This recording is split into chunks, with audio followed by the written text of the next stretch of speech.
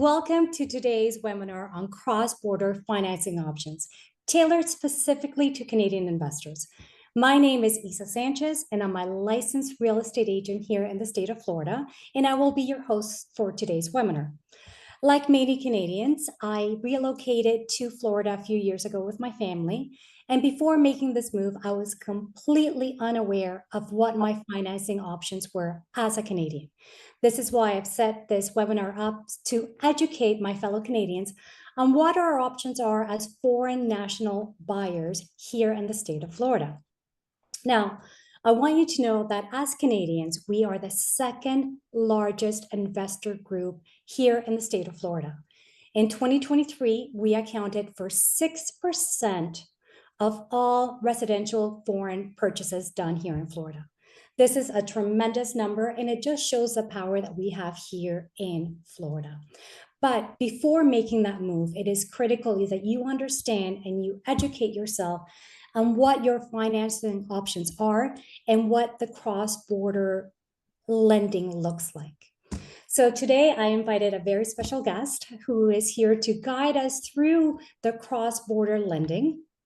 He is also a Canadian fellow, and I encourage you to take notes and to ask questions in our chat. I'll try to get through some of the questions at the end of our webinar. The webinar is going to be about 30 minutes long, so please feel free to ask your questions. Now, without any further ado, I welcome Arthur Solinsky from AC Mortgages, who is going to tell us a little bit about himself. Welcome, Arthur. Thank you for being here today. Hi, Isa. Thank you for having me.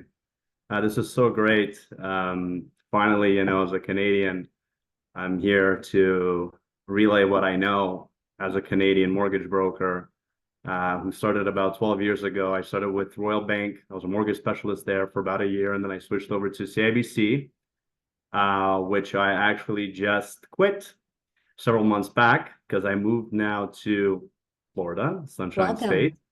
Thank you. And now I have working for a great brokerage that's been around in Canada for 50 years called CYR Funding. And now they've expanded down to Florida. So here now we have over 30 lenders that specifically tailor to foreign nationals, that being Canadians.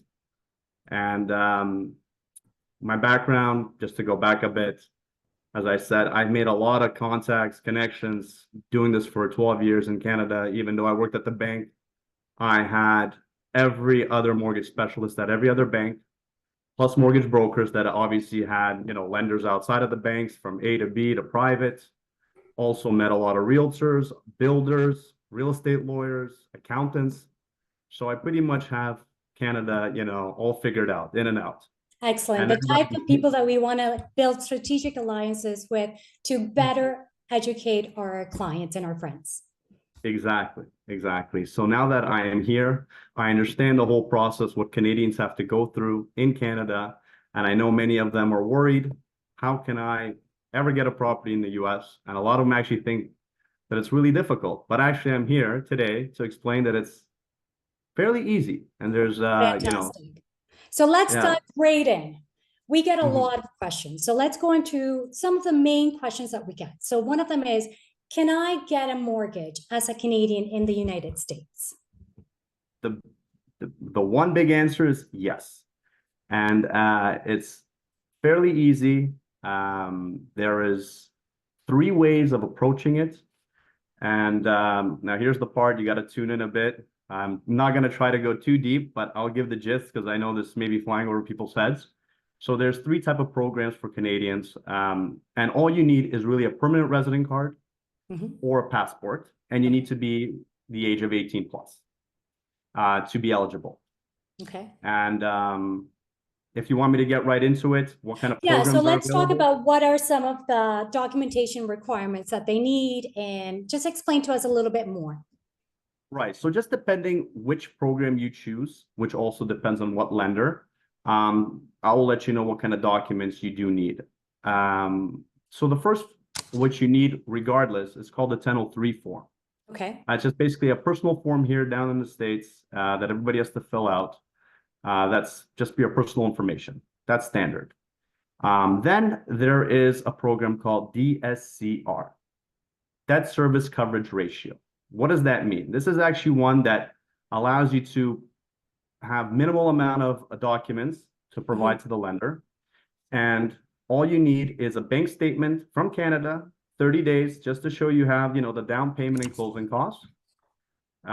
You need also a property, a rental property, if that's what you're choosing, because that's what the DSCR loan is only for a rental property, not owner occupied or a vacation home.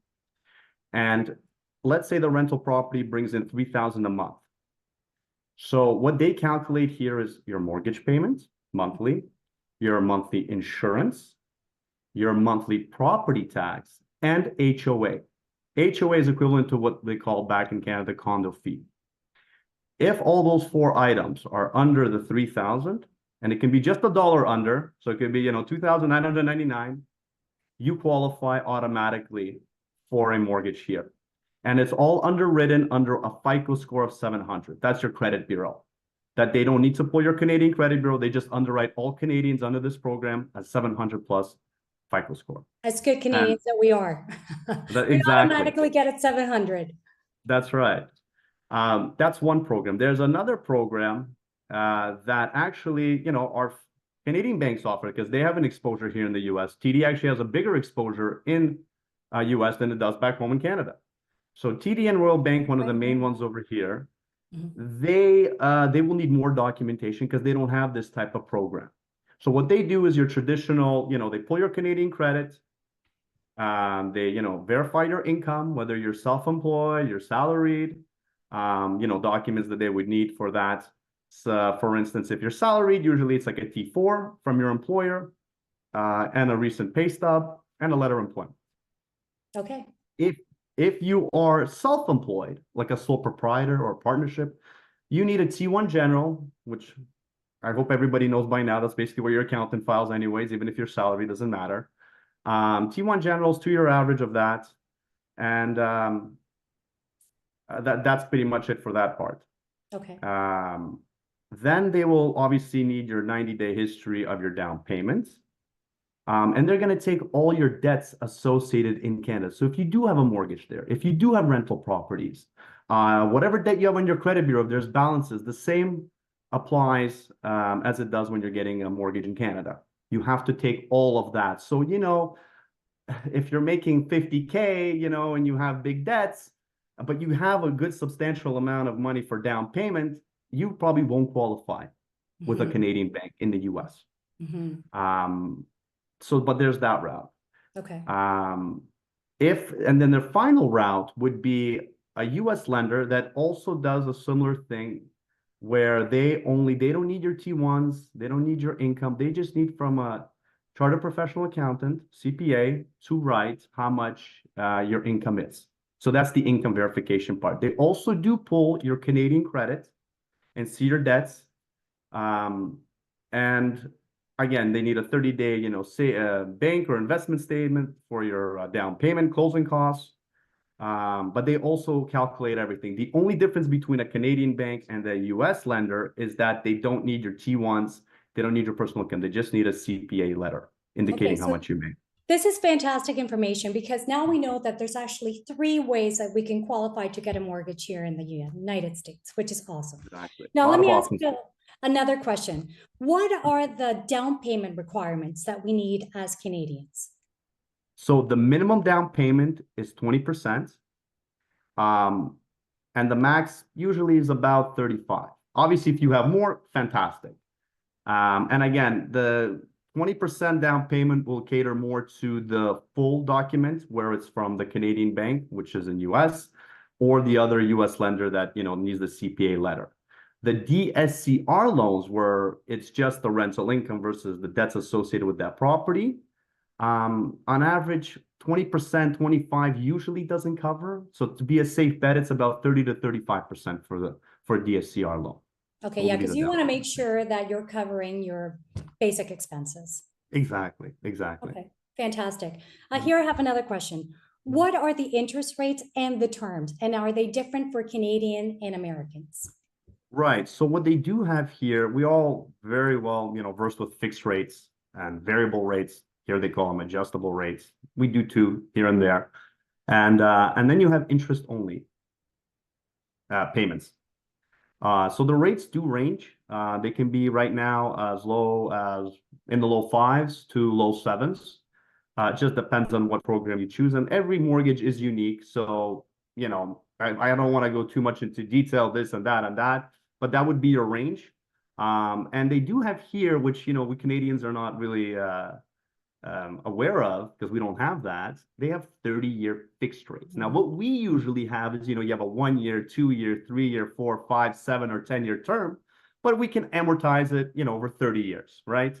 Yeah. Here, it's one. Your fixed rate is 30 years, the amortization is 30 years, which we don't have. Now, in a declining rate market, I would recommend an adjustable mortgage as it fluctuates just like a variable. And since the rates are going down, obviously, Pray they continue to come down. I know. That would be beneficial right now than locking yourself in on a declining market in rates.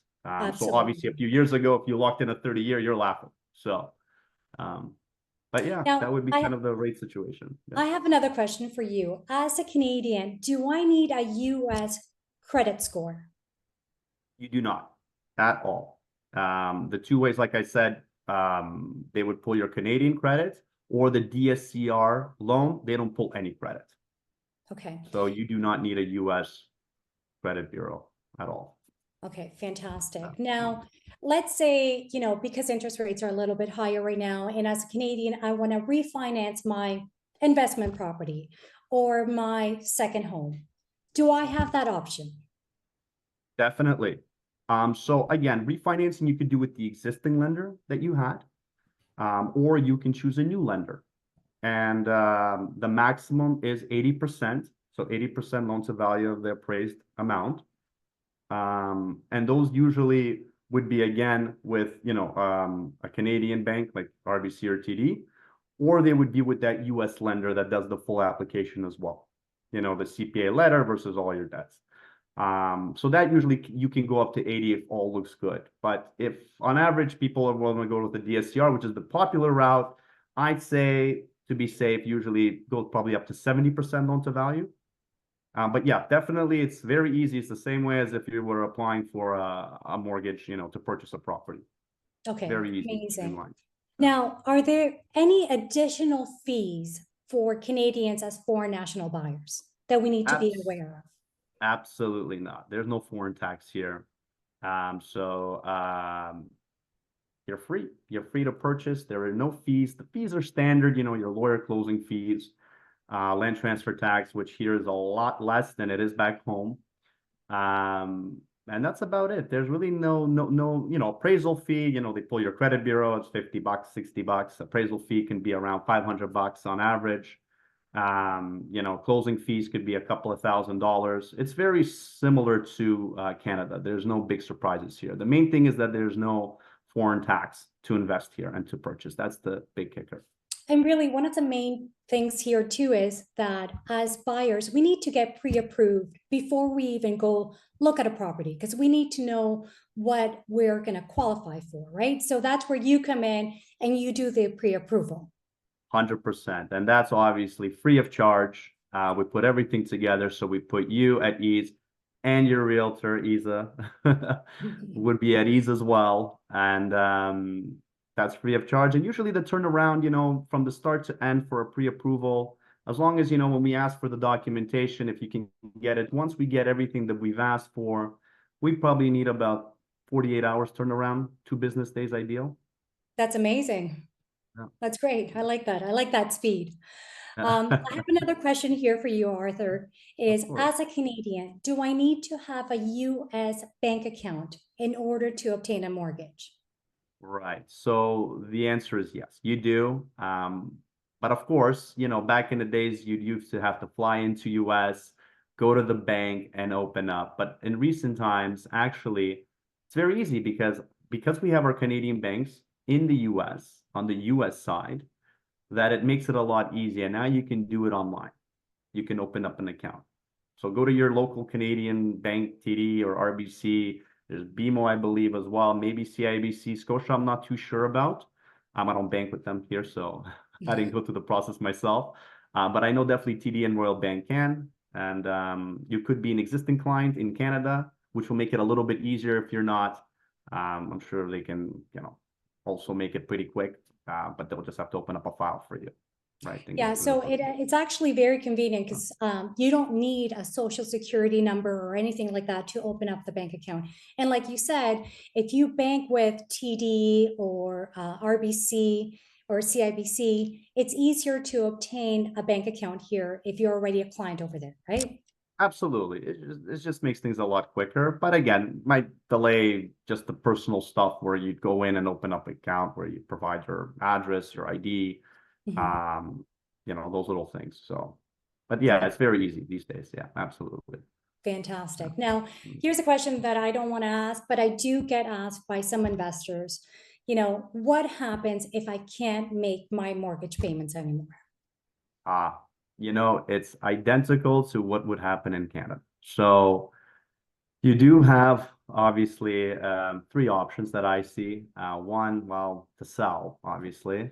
Um, or two, uh, the one that we never want to hear is foreclosure, right? If you can't sell and you can't make your payments. Depends on the lender, of course. Some allow, maybe a few months of late payments.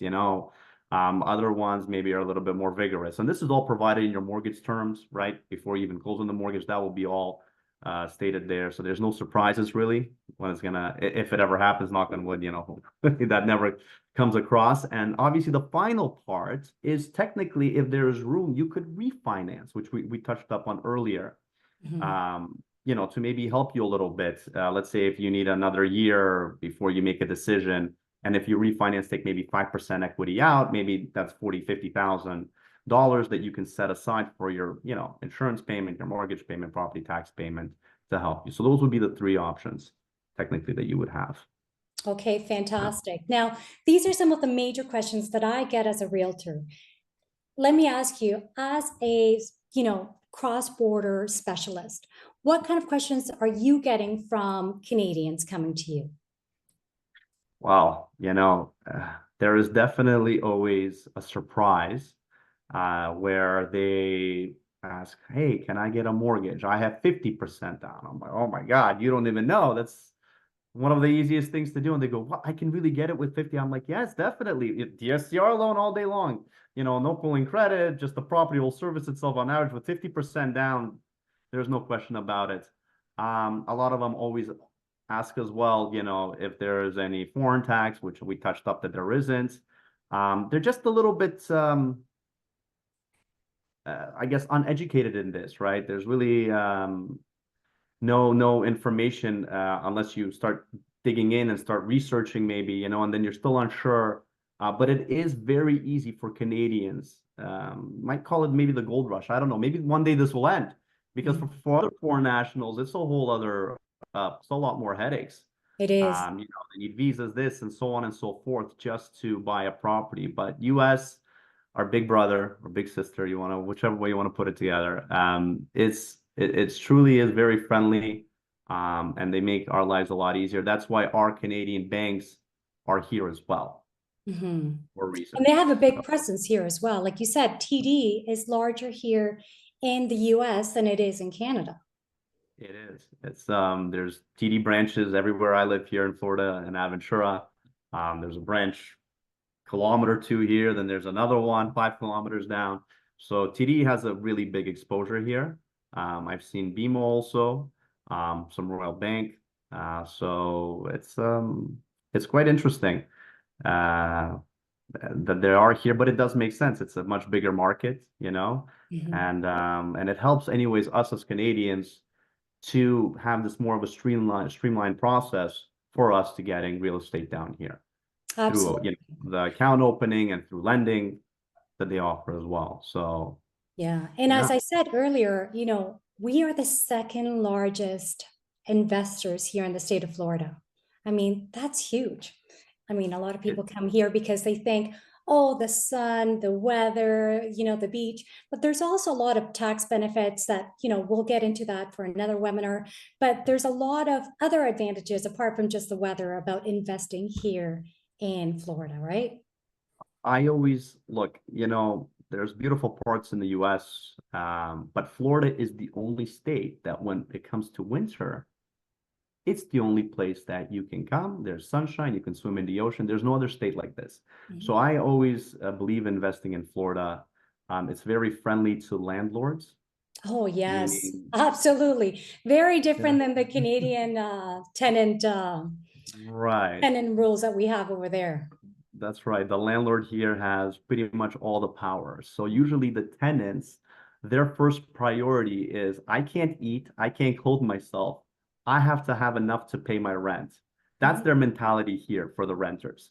Yeah. I know in Canada it's a bit different. We all probably know what goes on in there at times, which can be very frustrating, right? Yes. So that's one of the big benefits here as well. At the end of the day, if it's a rental, maybe down the road, you can turn it into a vacation home, or you can do half-half. You can do Airbnb and then, spend a few months here. There's also options like that. And it's nice to have a property that's, just 3-hour flights, I guess, if it's from Toronto. Yeah. And you're here in a nice sunshine state, and you own a property where it's basically summer all year round. And actually, Florida right now is considered the best state in the United States. It's the fastest growing state. The amount of people that are moving here every day is incredible. And you know what? I actually witnessed it because I moved here back in November of 2023. So not too long ago, it was just a bit, just under a year. And all of a sudden, I've seen plot of lands that were vacant, and now there's probably in the vicinity of 2 to 3 kilometers. There is about, I'd say, a healthy 12 condo buildings going up, 10 to 12 just in this area. And I saw that when the land was just vacant, from November to then starting already in January, February, there was some development, and now they're almost halfway built. There's a lot of action going on here. And this is just the area that I'm in, never mind in the rest of the Florida, of course, as well. And actually, according to the Miami market report, everything that's being built is not going to be enough for the demand that's coming. Oh, and So I couldn't agree keep that in more. mind. I Keep couldn't it. agree There's more. about 100 projects downtown, like South Florida, Miami area, and those 100 projects are not going to be sufficient for the demand that's coming. So another good reason to invest now. I agree, and I agree. And one of my colleagues over here was telling me how in downtown, maybe you can correct me, maybe I'm a little bit off, but he was telling me how all these pre-construction buildings are pretty much sold out Sure. very quickly. Mercedes-Benz sold out, I think they sold 60% in like 3 months. Like it's insane the rate Right. that these pre-constructions are selling out at, Yeah, and also big, what's coming, Mercedes, Porsche, Cipriani. These are really big names that are choosing Miami to build their flagship condos and residences. So again, right. that says a lot about this state right now. And don't forget about also in Sunny Isles, it's called North St. Miami. There's Regis, yeah, beside St. Regis, beside the Porsche building, there's going to be the Bentley Tower as well. So that's right. it's really interesting to see this place boom. And they're saying that they want to make Miami the next New York. I Well, know it is already one of the most important financial districts in the United States. that's I right. mean, a lot of big investment firms are moving their headquarters to Miami, right? It But makes before sense. we go, sorry, Arthur, I want to be aware of our time. We have about 4 more minutes, and I do have one other question. And it says, how can I build or transfer credit in the United States to improve my loan options? I'm sorry, it cut out for a second there. Sorry. So it says, how can I build or transfer credit in the United States to improve my loan options? So here's a way. So technically, the loan options, like I said, are par to U.S. citizens, people who have status here. The only way is if you do want to put less than 20% down. Well, how do you get credit? Well, obviously, if we're going to touch up a bit on it, you need your E2 visa, which can be, from a work permit you get hired here, or a business visa that you have a business that you put some money in. There's also, I think, investor's visa. So those then enable you to get what we call back home social insurance number. Here it's called social security number. That's right. Now, if you're like, well, down the road, maybe that's kind of what I'm thinking about. And there is a way. So if you go to, for instance, TD Bank, this is how I did it. Because I came here many times before, during COVID. I really like this place. So that's what made my wife and my son move down here. Yeah. And I had a credit card that I opened up 2 years ago with TD here, USA. Now, that did not report on my U.S. credit bureau because I had no status. I was just a visitor. I didn't have a social security number. So now that I'm here and I have status, I have a social security number. What happens is TD Bank will link that credit card that I've had for 2 years up until I got to my social security number, meaning all the payments that I have been making actually gets transferred over and added. So there was no time wasted. So I already on my TD credit card have a 2-year history. Fantastic. Yeah. Actually, that's a great point that you bring up. So thank you for raising that. So again, we have about 3 minutes left. And at this point, I want to thank you, Arthur, for coming in and, giving us this insightful information. I also want to thank our audience for joining us today. And what I really want to get through is that Arthur and I, as well as some of our other team members, are here to assist our fellow Canadians in any question that they might have. So if a question that you have was not answered today, feel free to reach out to Arthur or to myself. Let's have a one-on-one meeting to see how your needs could be met, whether it's financial or investment, or, again, we have a team of accountants and lawyers. So we're here to support you in whatever question that you might have. I also want to let you know that, this is my new YouTube channel. I'm asking you, if you can, to like it, subscribe to it, and follow me for more information regarding the Florida real estate market. So thank you so much, Arthur, for your time. You've been wonderful. And thank you so much for having me. This has been great. And I'm really looking forward to connecting with the audience and future Canadians who are, wanting to put their feet down here in the sand. So, like I said, I'm looking forward to that, and I hope to hear from them soon. And again, Arthur is here to assist you, whether it's an investment property, a second home, a place that you want to there's a lot of snowbirds, whatever it is that you're looking to do, Arthur and I are here to assist you. So thank you so much for your time, and we look forward to speaking to you again.